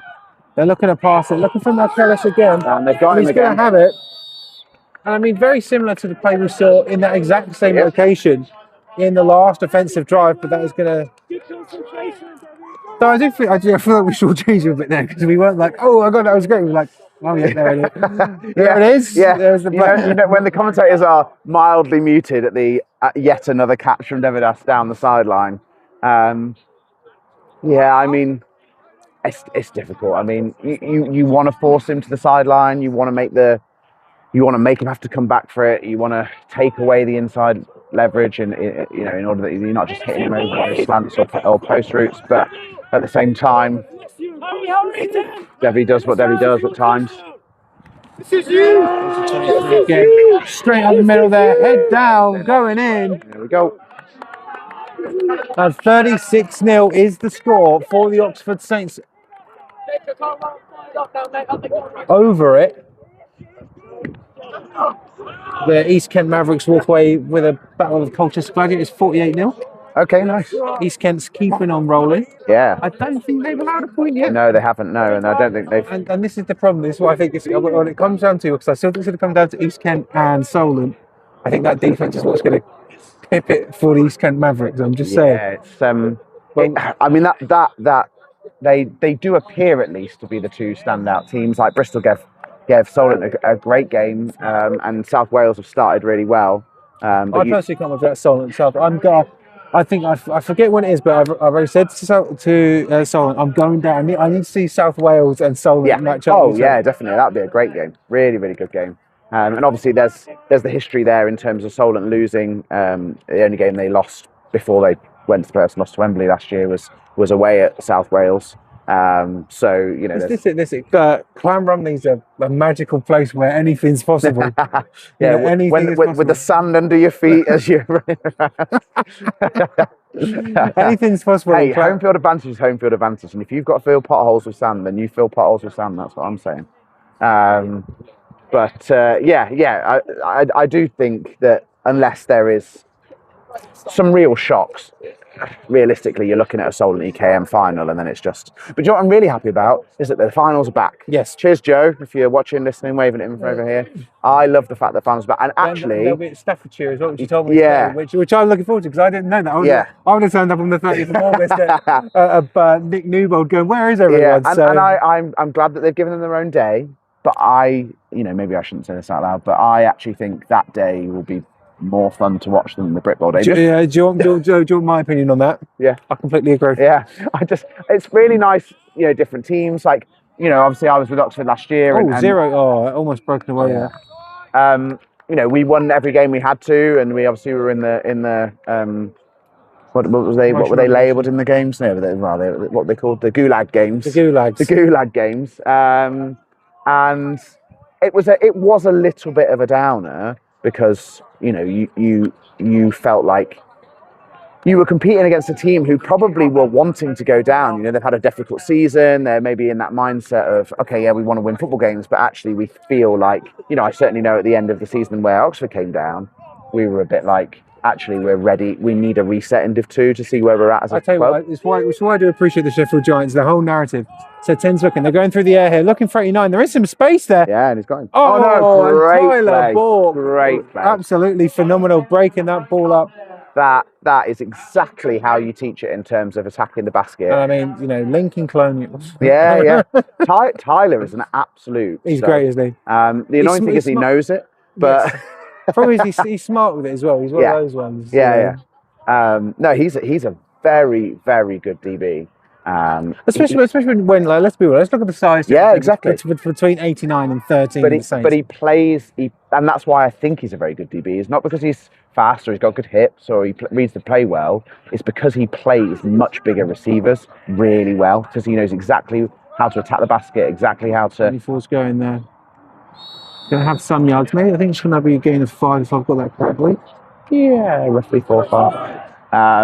But yeah, he knows exactly how to attack the arm, how to really play the ball as it's coming into the receiver's hands. And so, in a lot of places where you think, okay, the receiver's got his hands on that, he should keep it. Tyler's very, very good. So 6 here. Yeah, no, I agree. Like with going to Div 1. My point was, I love the narrative that the Sheffield Giants had, like, one more season and then they win their promotion relegation game. Yeah, absolutely. But yeah, so I think the fact that there's going to be finals, I think is great. So that is going to be the end of Q3. So we are in running clock territory, everyone, with the 35 points plus put on here by the Oxford Saints. Yeah.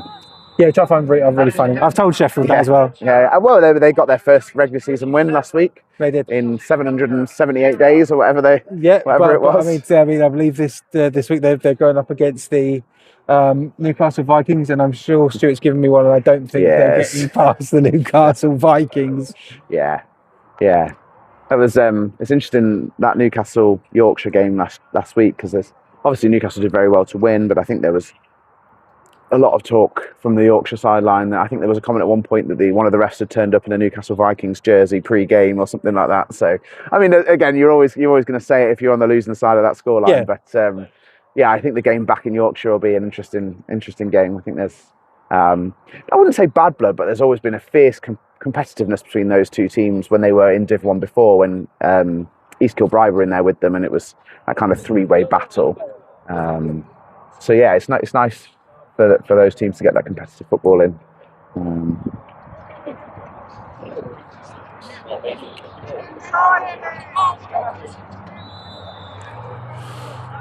So Sussex setting up to punt here on a 4th and 9.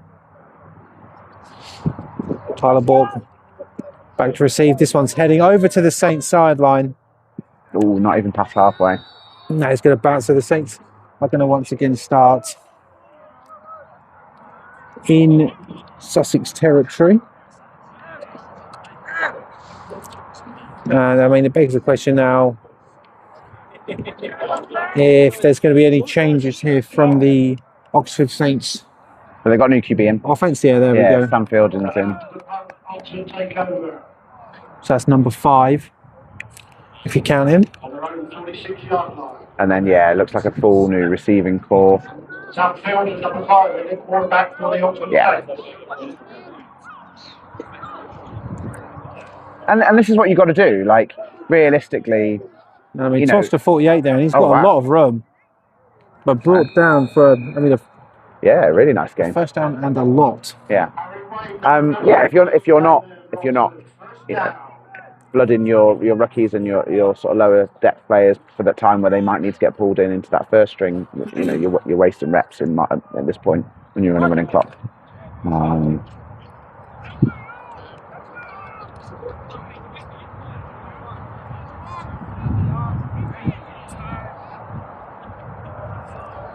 So Sussex probably wanting to get some level of catharsis. They've had one goal line stop. They'd like to get another. Could be another run play. But I mean, even still getting wrapped up there, but not without getting a good amount of yards. Okay, the final play, 2nd down and 7. I mean, interesting stuff happening all around football. I mean, EFA starting next week. Not an official sponsor, but yeah, it should be good though. Should be really good. I'm definitely going to try and get down.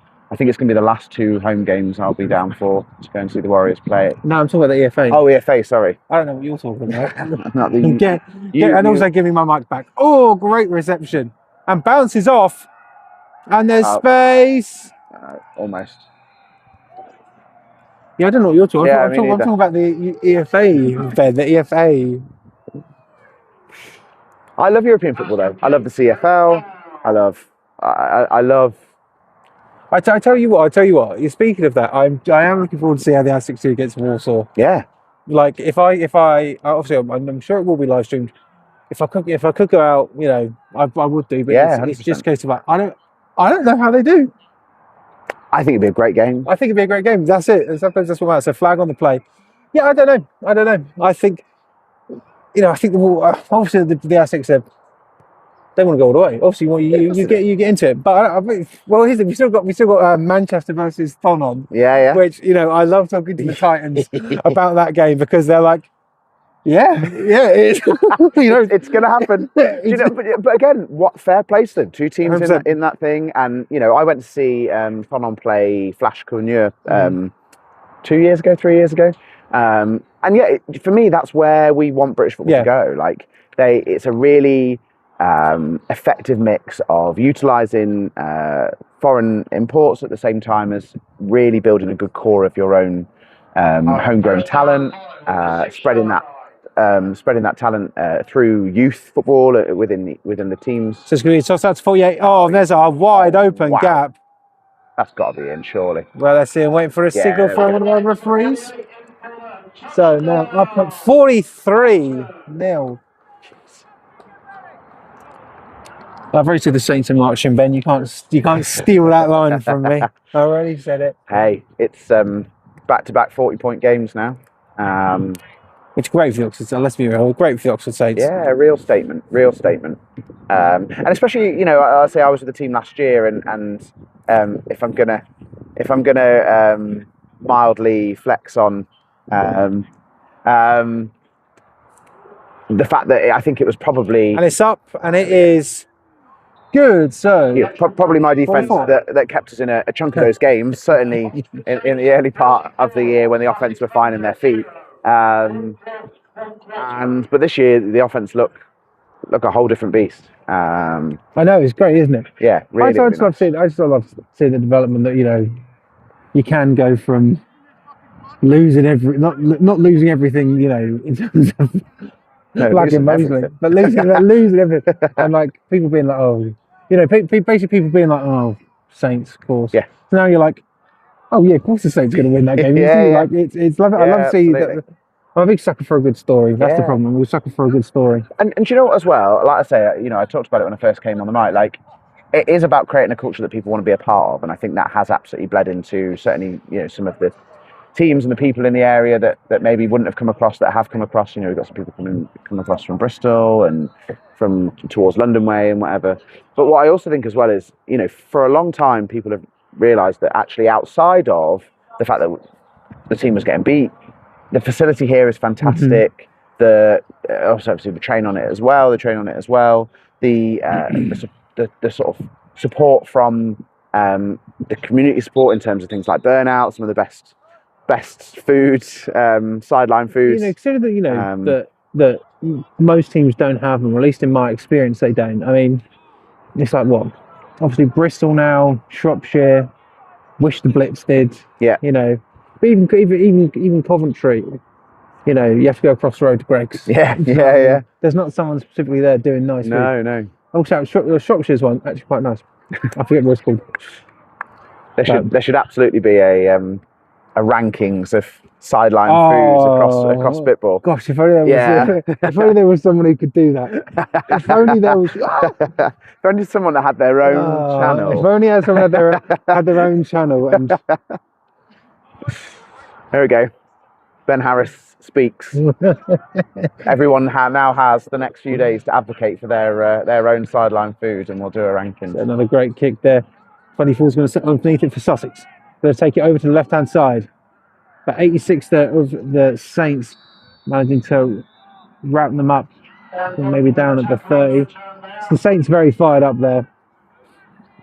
Still. Yeah, it's easy to take your foot off the gas. Yeah, definitely. It's important to keep that energy up, and it's also it's important. I think the coaching staff really have been quite hard and intentionally so on the sideline of Oxford to humble them a little, to say, remember when we were here, remember when we were on the other side of these score lines. Let's be aggressive to the ball. Let's play football. We need to respect Sussex by still playing good football, but let's not gloat. Let's not get too much, because we were this team 3 years ago, that were on the other side of these results, and they've travelled 3 and a bit hours around London on a Sunday to come up and make this game happen. And like I say, they've got some talent. They've got some fast moving linemen. QB can put a decent spiral on it when he's got the time. 24's had a hell of game, taking some real licks and still taking the ball every play. Defensively, they've got a few guys flying around. This is what I say. Where am I going to be next week? I know I'm going to be next week. It'll be Berkshire versus Ouse Valley. Okay, nice. Where am I live streaming it? Probably not. High snap. Oh, here's a question. Ken's got it himself. Looking for 89. He's got it. He's got it. And Tyler Johnson is back there. Is that going to be enough for Sussex? It's first down.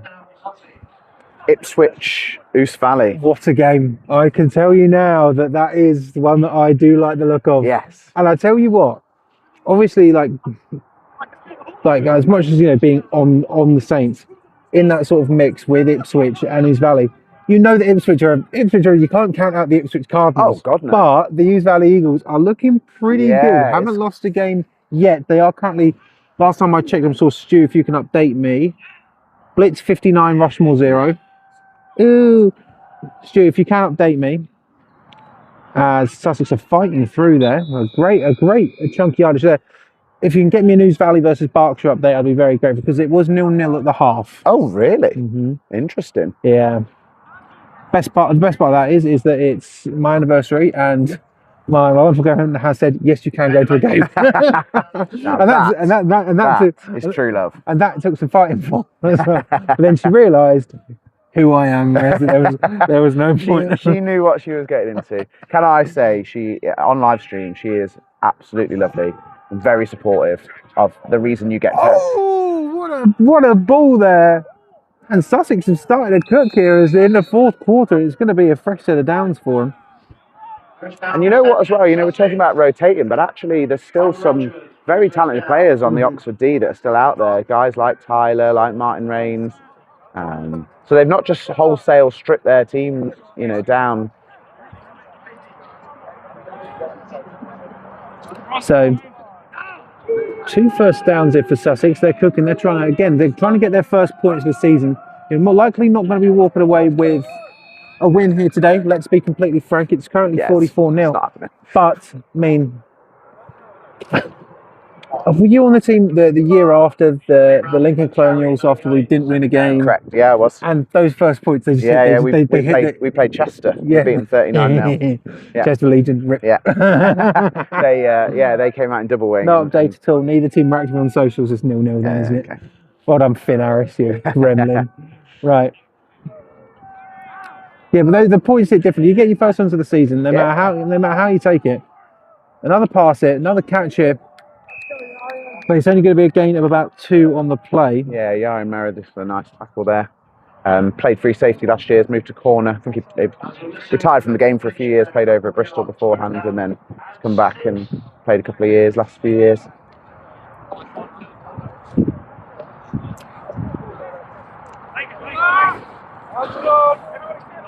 So down 6 here for Sussex.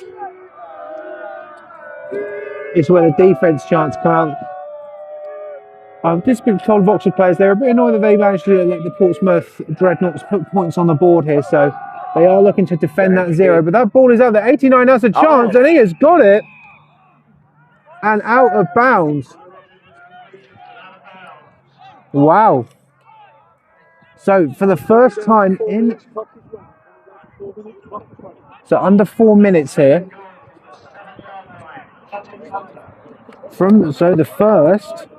The first and goal here for the Sussex Thunder. They are at the 7 and they are closing in. Yeah, and Oxford have brought their first string defence back out. Obviously, they want to keep that. Yeah. That donut on the board. Preserve the donut. You look at Tyler there. He's really, you can see that. He's twitchy. He knows where they're going. Looking for him again. Oh, almost intercepted. I mean, tipped and also almost got there by 89.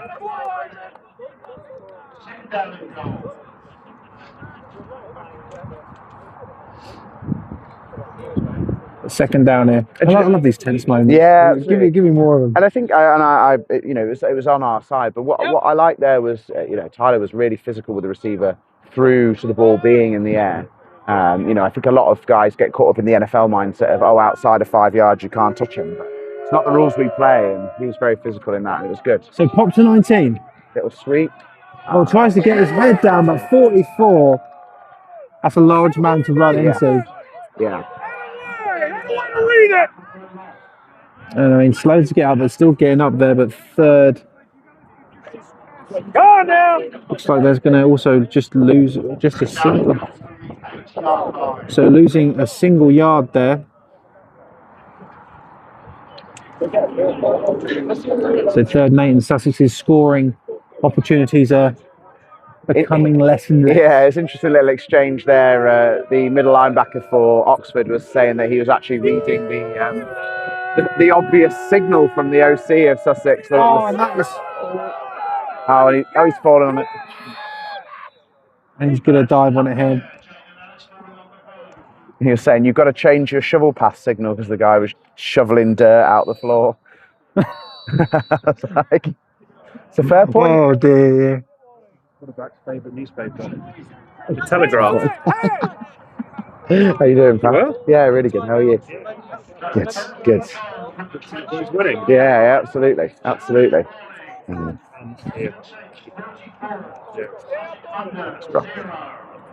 Yeah, definitely. He snapped his stare one way. Does not be this case. Here's the read, Nathan! Excellent. Draw. Yeah. Oh dear. So it could be the last chance here for the Sussex Thunder to put points on the board. They're starting a long way back from where they started. Yeah, straight. 89's there, but there is some space. And he's dropped it. Oh no, he intercepted it. There He's we going to go for a See, touchback. I was going to say, see, Yeah. Yeah. 44 is a really, really nice little, well, not so little free safety. No. But he's sort of talent. doing I think he's having a mockery of the colour scheme though. Yeah, He's got the red helmet with the red shoes. So one thing I will actively support is this whole Bristol Aztecs paying people money to look smart on a pitch. Like, I've heard the rules are very strict, and not many people are going to make them in terms of decals and everything. I think it'll be Wembley. But Wembley will absolutely. I know Warren there. He will absolutely make sure that there's not a single scratch on a helmet that's out of place. But so Fielding's got it, tosses it out there, and I mean runs. Yeah. But yeah, I think when you're trying to create a product. As the British British football is trying to create itself as more of a product, looking, matching helmets, matching jerseys, it's important. It's important. It does make a difference. Like, look good, feel good, play good, play good. Live good, die good, die good. Yeah, all the but rest of even it. just something as simple as so Oxford, have invested in two shirt combinations and two lowers combinations. Now that's not an excessive amount of money, but that now means that now means they can have colour combinations that the players get excited about. They were in all white last week. They're in the all navy this week. And then I think they're mixing up. And it's only two sets of combinations, but it allows. I completely agree. And the final score: the Aztecs 52, the Wembley Stallions 20. Okay, 20 points. To be fair, that's more than I thought the Stallions would get. Yeah. And people can give me grief about that. It means nothing. With all due respect, you were still 27-0 down against Rushmore, and then lost it 28-27, which. Yes, yeah, for sure. Although, yeah. Although I think that's the game. Oh yeah, there you go. There we go. Right, turn me off. Sorry. Yes. Let me just get Ben. Right, in that case, ladies and gentlemen, Thank you guys. the scoreline here today in the SFC 1 Central is the Oxford Saints 44 and the Sussex Thunder 0. It's going to be an interesting one to see how the Oxford Saints do. They've got some big challenges against the Hertfordshire Cheetahs and the London Blitz B coming up. Next week, I will be at the Berkshire Renegades versus the Ouse Valley Eagles. But on top of that, do not forget that the EFA season does start next Friday with the Frankfurt Galaxy taking on the Paris Musketeers. I have been and will continue to be Christopher John George Tebbett. The scoreline here today in the year of our Lord 2026 on May 10th, the Oxford Saints 44, the Sussex Thunder 0.